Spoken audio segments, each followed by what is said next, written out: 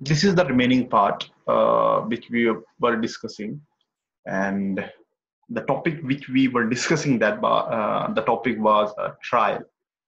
Various trial we have discussed. We have discussed till now session trial in a very detailed manner. अगर आप session trial के बारे में जो 70 न्यायालय में जो भी आपका ट्रायल चलता है, अगर आप उसके बारे में कुछ इंफॉर्मेशन या उसके बारे में डिटेल लेना चाहते हो तो please go through the previous video, उसमें बहुत अच्छे से डिस्कस किया हुआ है। एंड कब आपका ट्रायल शुरू होता है उसके बारे में हमने डिस्कस किया है। Now the today's topic I'm going to take, that is warrant trial or the rest of the trial like summon trial or a summary trial, उसके बारे में हम डिस्कस करेंगे। Now warrant trial जो है, जैसे मैंने आपको पहले बताया, warrant trial जो है आपका, there are two types in a warrant trial. There are two types. One type is warrant trial instituted by the police on a police report, and one other than the police report. Okay. Now, first of all, we take the warrant trial which are instituted on the basis of the police report. ठीक है। Now, in a police report में क्या होता है आपका first stage क्या होती है उस trial की? With the compliance of section 207, the magistrate must satisfy himself he has been supplied with all the necessary document with charge sheet. देखिए, जब भी देखिए, मान लीजिए कभी कहीं पे आपका कोई कॉग्निजेबल कोई सीरियस नेचर का ऑफेंस आ गया, जैसे मान लीजिए जिसमें की पनिशमेंट आपकी 3 इयर्स से ज्यादा है, तो भी ऐसा that is a warrant trial. We have discussed कि वारंट ट्रायल किन्हें बोलते हैं, जिनमें की 2 साल से ऊपर की जो सजा होती है, तो वो वारंट ट्रायल आपके काउंट होते हैं। और मान लीजिए कि आपका कोई ऐसा ऑफेंस हुआ है, ठीक है, तो उस केस में जब अक्यूज्ड को कोर्ट के सामने लाया जाता है तो उसको क्या होता है, उसको कॉपी सप्लाई होती है। कॉपी कब सप्लाई होती है? जो चार्जशीट जो है आपकी पुलिस फाइल करती है 173 में, आपकी जो जिसे हम पुलिस रिपोर्ट बोलते हैं, चार्जशीट बोलते हैं, और वो कब फाइल करती है? जब उसकी पुलिस की इन्वेस्टिगेशन कंप्लीट हो गई होती है। तो जब पुलिस की इन्वेस्टिगेशन कंप्लीट हो जाती है तो पुलिस चार्जशीट फाइल करती है, और जब फिर अक्यूज्ड को जब कोर्ट के सामने लाया जाता है, इफ अक्यूज्ड अगर अरेस्टेड है तो पुलिस लाती है, अगर उसको if the bail is granted by the honorable court in that circumstance, उसको खुद आता है। ठीक है, तो फर्स्ट ड्यूटी क्या बनती है मैजिस्ट्रेट की? मैजिस्ट्रेट जो है, जो भी आपकी इन्वेस्टिगेशन की जो रिपोर्ट है, इन्वेस्टिगेशन के जो भी नेसेसरी डॉक्यूमेंट है, उन सारों की क्या कॉपीज जो है वो किसको सप्लाई की जाती है? अक्यूज्ड को। किस केस में? देखिए, first of all what we are discussing the trial, और ट्रायल केस में हम क्या डिस्कस करें? Warrant trials. और वारंट ट्रायल कहाँ पे होते हैं? आपके मैजिस्ट्रेट कोर्ट में। और मैजिस्ट्रेट कोर्ट में जो मैजिस्ट्रेट, जो हमारे मैजिस्ट्रेट साहब हैं, उनकी, मान लीजिए यू आर द मैजिस्ट्रेट, आपके सामने कोई वारंट ट्रायल कमेंस हुआ है, तो आपकी फर्स्ट ड्यूटी क्या बनती है? आफ्टर कमेंसिंग द ट्रायल, आप जो है कॉपी सप्लाई करोगे किसको? अक्यूज्ड को, जो भी चार्जशीट जो फाइल हुई है। ठीक है, and necessary document with the chargesheet according to the section 238। ठीक है, इफ मतलब सेक्शन 238 इतना सा बोलता है कि जो आपकी कंप्लायंस है 207 की, वो होनी चाहिए। ठीक है, if after consideration of a charge sheet filed under section 173 the magistrate consider the charge against the accused to be groundless, he shall discharge the accused and record the reason for such discharge। देखिए, police ने अपना काम किया, police ने investigation complete की, then he filed a charge sheet before the magistrate, but जब magistrate ने अपना जुडिशियल माइंड अप्लाई किया, तो magistrate come to the conclusion कि whatever the charges what are the charges made against the accused, मतलब जो भी आरोप जो है accused के खिलाफ जो है लगाए जा रहे हैं, they are what? Groundless। तो मैजिस्ट्रेट साहब क्या करेंगे? He shall discharge the accused and record the reason for such discharge। तो मैजिस्ट्रेट जो है आपका वारंट ट्रायल में under section 239, magistrate has the power to discharge the accused provided he have to what? He have to record the reason for his this finding to discharge any accused। अगर magistrate साहब अगर किसी को discharge कर रहे हैं, और वो डिस्चार्ज क्यों कर रहे हैं? क्योंकि मैजिस्ट्रेट को लगता है कि जो भी मटेरियल उनके सामने प्रोड्यूस किया गया है that is not well enough, वो इतना आपके जो भी उस रिपोर्ट के बेस पे आपका या उस एविडेंसेस के बेस पे जो जितने भी डॉक्यूमेंट्स जो हैं आपके मजिस्ट्रेट के सामने लाए गए हैं उन डॉक्यूमेंट के बेस पे आपका एक्यूज पे कोई भी वैलिड चार्ज नहीं बनता है, तो मजिस्ट्रेट क्या करता है, डिस्चार्ज कर देता है। अब देखिए डिस्चार्ज कर दिया, ठीक है, इन केस मान लीजिए उसको डिस्चार्ज नहीं किया, तो फिर क्या करेगा court? In case the magistrate is of the opinion that the accused is a tribal, then the charge shall be framed against the accused. Obvious है, अगर उसको डिस्चार्ज नहीं किया, we have discussed already जब हमने आपका चार्ज डिस्कस कर रहे थे फ्रॉम सेक्शन 211 ऑनवर्ड्स, तो उसमें हमने डिस्कस किया था कि जब एक्यूज्ड को डिस्चार्ज नहीं किया जाता है तो ही आपका क्या लगते हैं, चार्ज लगते हैं। तो according to the section 240 magistrate क्या करेगा, आपका एक्यूज्ड के ऊपर चार्ज लगाएगा, ठीक है। नाउ देखिए one of the important case, in the case of the state of UP versus Lakshmi Brahman, in the context of a duty of a magistrate at the stage of the commitment, the court consider the nature of a duty lying upon the magistrate with regard to observance of a section 207 CRPC, and it said that the duty cast to the magistrate by section 207 has to be performed in a judicial manner। मतलब कि जो भी आपकी जो है committal कर रहा हो in the contest of magistrate at the stage of a commitment, मतलब अगर कोई सेशन ट्रायल है उसको कमिटमेंट कर रहा है, the court consider the nature of the duty lying, मतलब ये नहीं बोल सकता है कि भाई कॉपी सप्लाई होनी या नहीं, उसको कोर्ट को करनी ही पड़ेगी। ये must be act as a judicial manner, simple सा मीनिंग है। नाउ अब देखिए चार्ज फ्रेम हो गया, चार्ज फ्रेम के बाद आपकी आपकी सेकंड स्टेज चलती है। सेकंड स्टेज में क्या है, after framing a charge under section 240 the magistrate has to prove under section 242 CRPC, under section 3 of that section the magistrate is bound to proceed to take all such evidences as may be produced in support to the prosecution.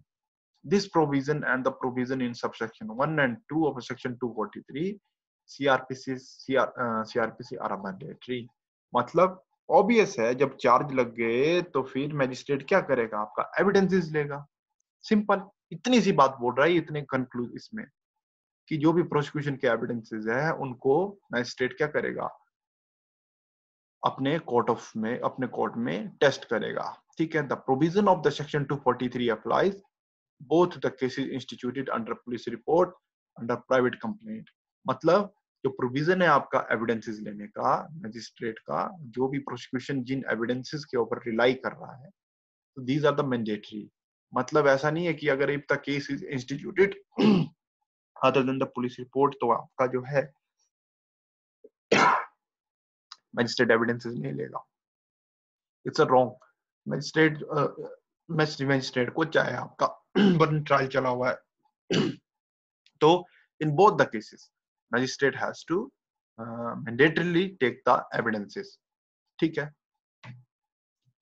Now in Vijay Raj versus State of Rajasthan, the procedure to be followed after the accused is called upon to enter his defense is the same in both the cases instituted upon a police report and those instituted otherwise than a police report।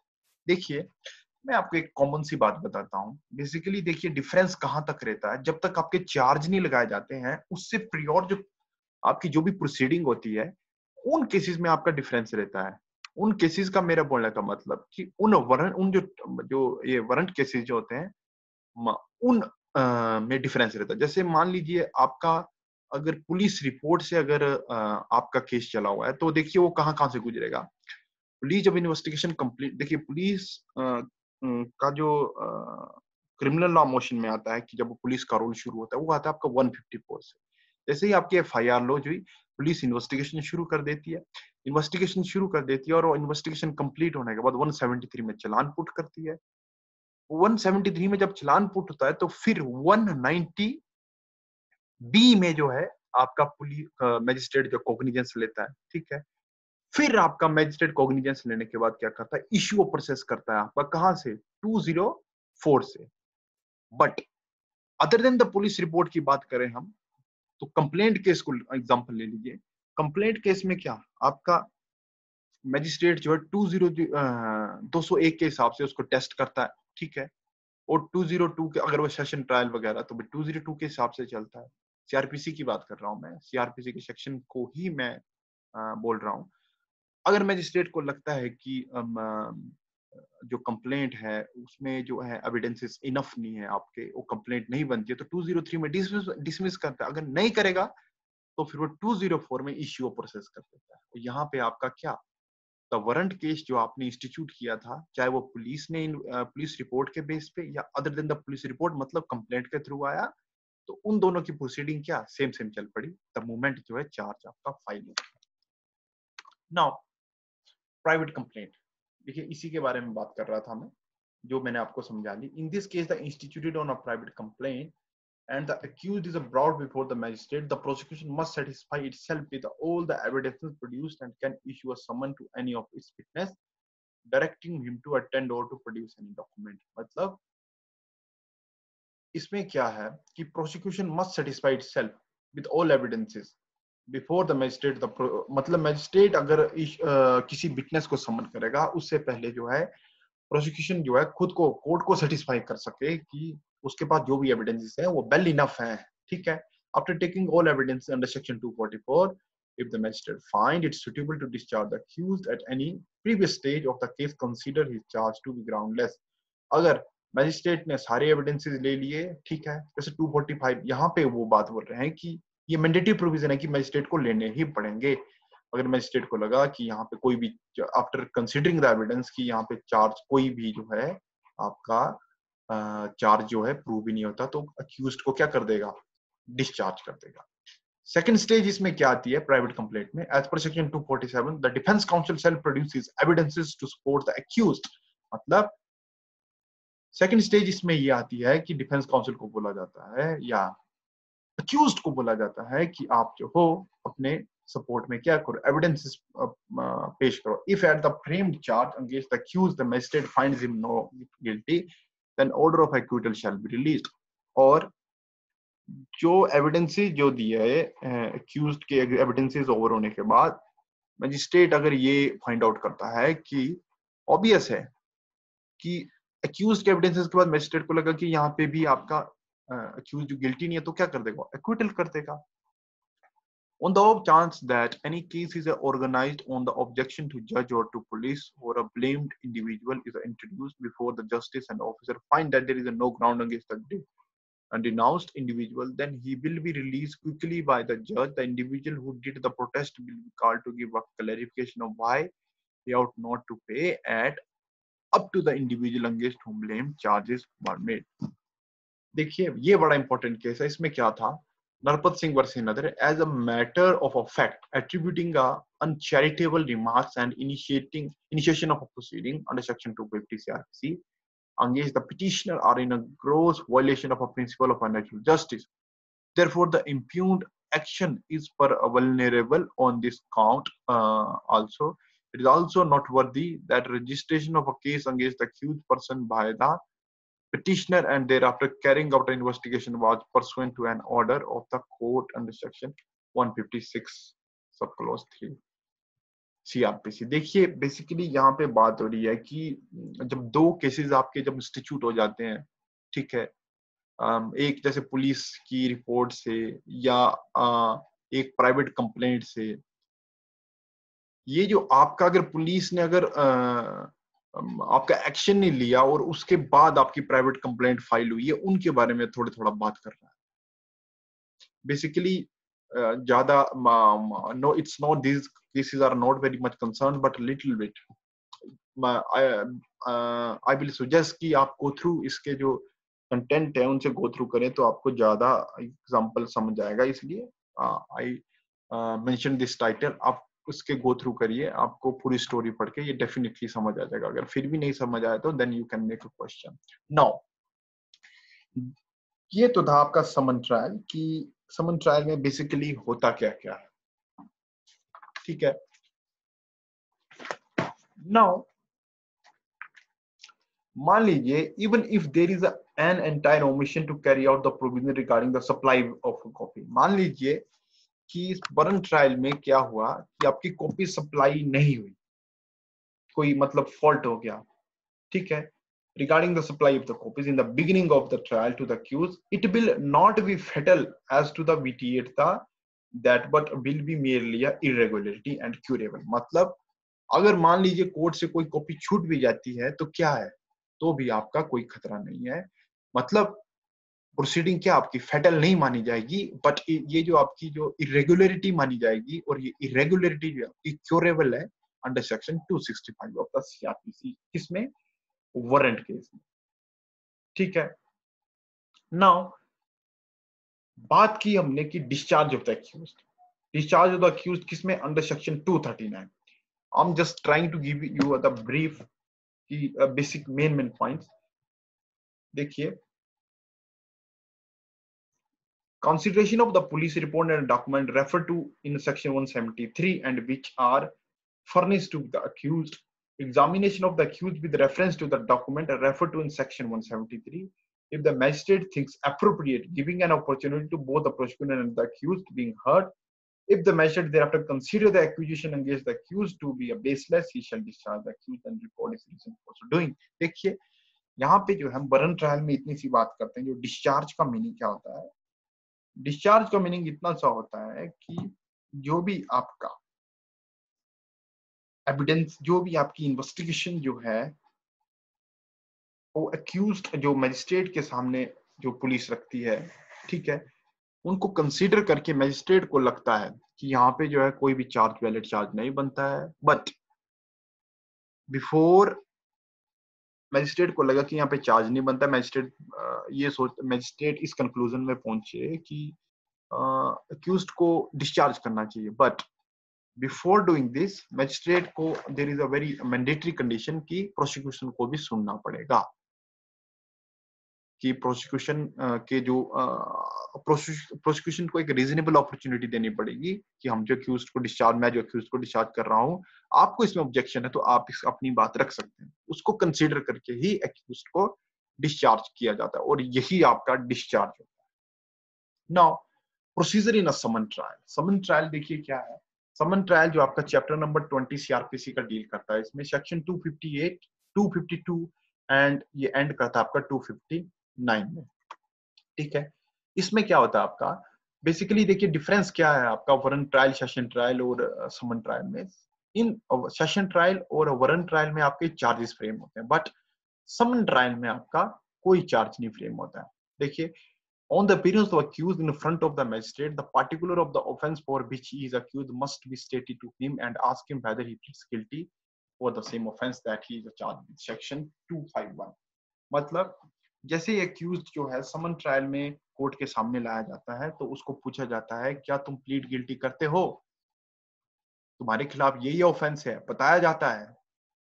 ठीक है, तो अगर वो offense and the charge with, और उसको बताया जाता है कि भाई तुम्हारे खिलाफ ये चार्ज है। ठीक है, where the summon has been issued to the accused under section 206 and he therefore pleads guilty for the same without appearing in the front of the magistrate, he shall transmit to the magistrate by post or through the messenger. He shall also specify about the fine in a summon, but in case the accused does not accept his plea of guilty, then magistrate shall be his discretionary power sentence him to pay a fine specified in section summon 250। देखिए, ये जो para है actually बहुत सारी चीजें club कर रहा है। सेक्शन 206 जो है आपका, उसमें जो है आपका जो कुछ ऑफेंसेस ऐसे हैं जिनको जो है मैजिस्ट्रेट के सामने एक्यूज्ड मजिस्ट्रेट के इन पर्सनल प्रेजेंस के बिना भी आपका क्या कर सकता है, उनको उन केसों को ट्रायल कर सकता, उन केसों की जो है भुगतान कर सकता है। मतलब उन केसों का के बारे में अगर कोई भी कन्विक्शन हुई या कोई भी फाइन है, वो बिना प्रेजेंस किए हुए भी मैजिस्ट्रेट के सामने मतलब उनको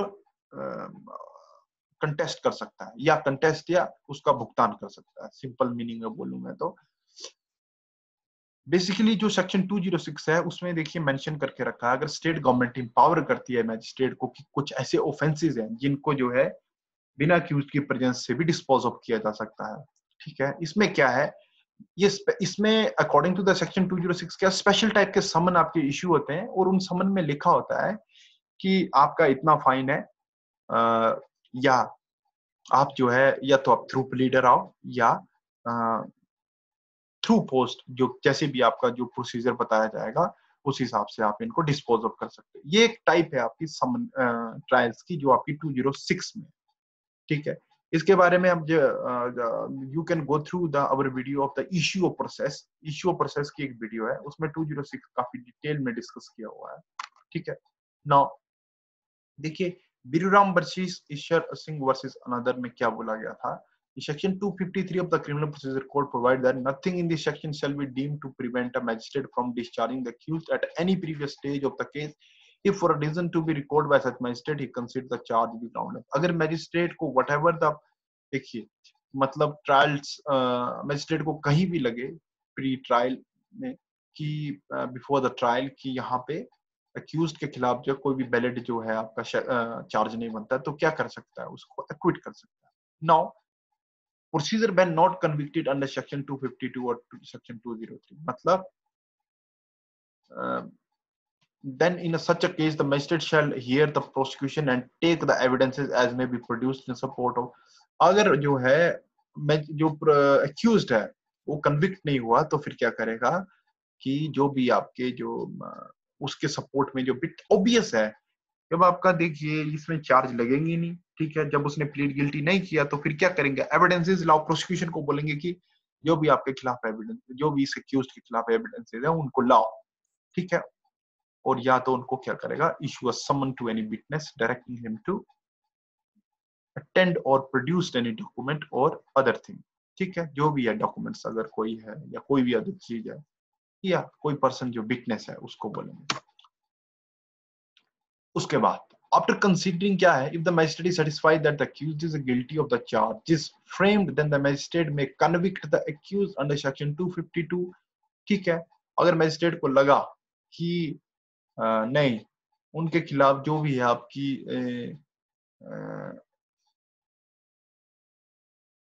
जो भी आपकी प्रोसीडिंग्स है, अगर मैजिस्ट्रेट को लगा कि आफ्टर गोइंग थ्रू की जो भी एविडेंसेस है प्रोड्यूस करने, आफ्टर प्रोसिक्यूशन ने आपके एविडेंसेस प्रोड्यूस कर दिए, ठीक है। उसके बाद लगा कि यहाँ पे जो है एक्यूज्ड को क्या डिस्चार्ज कर देना चाहिए, सॉरी एक्विटल करना चाहिए, क्योंकि यहाँ पे कोई भी वैलिड आपका प्रूव नहीं, आपका कोई भी जो है आपका चार्ज जो है एक्यूज्ड के अगेंस्ट प्रूव नहीं हुआ, तो क्या कर देगा? एक्विटल कर देगा। Withdrawal of a complaint before the final order is passed, if the complainant satisfy the magistrate that there are a sufficient ground for him to withdraw his complaint against the accused, and then the magistrate may permit him to withdraw the same। मतलब अगर complainant चाहता है कि complaint को withdraw कर दिया जाए और उसके पास ग्राउंड है उसके रिगार्डिंग, तो क्या हो सकती है? आपकी कंप्लेंट जो है विड्रॉ हो सकती है 257, ठीक है। Now this is a very important question और सो मेनी टाइम जो ये पेपर में भी पूछा जा चुका है। क्या आपका कोर्ट के पास पावर है कि समन ट्रायल को वारंट ट्रायल में कन्वर्ट कर सकता है? समन केसेस को summon cases in a warrant cases in the trial of a summon cases with an offence punishable for a term exceeding 6 months, if the magistrate in the sake of an interest of a justice may convert the summon case into a warrant case by the following the procedure of the warrant case and a rehearing of the case in the manner provided in the court under section 259, ठीक है। now procedure of a summary trial, देखिए summary trial आपका एक बड़ा special type का आपका trial है। Basically इसमें जो मैक्सिम है आपका जस्टिस डिलेड जस्टिस डिनाइड के बेस पे किया हुआ है, मतलब जल्दी से ट्रायल को खत्म करना है, यही इसका पर्पस है। The foremost objective of the summary trial is to dispose of the case speedily, ठीक है। नाउ ये जो आपका 260 and ending with the section 265 है, प्रोसीजर टू बी फॉलोड इसमें इतना सा है कि procedure to be followed in the summary trial is the same as the procedure specified in the summon trial. देखिए जो आपका समन ट्रायल के जो प्रोसीजर है वही आपके समरी ट्रायल में चलते हैं। If a sentence of a fine not exceeding 200 rupees has been passed, then no chance of appeal be given। अगर समरी ट्रायल में आपका 200 रुपए से ऊपर 200 रुपए से नीचे का अगर मतलब अगर आपका फाइन हुआ तो उसमें कोई भी आपकी अपील नहीं होती है। In every case of a summary trial, if the accused doesn't plead guilty, then the magistrate shall record the substance of the evidence, and the judgment that is delivered must also contain a brief statement of the reason for coming of the particular finding।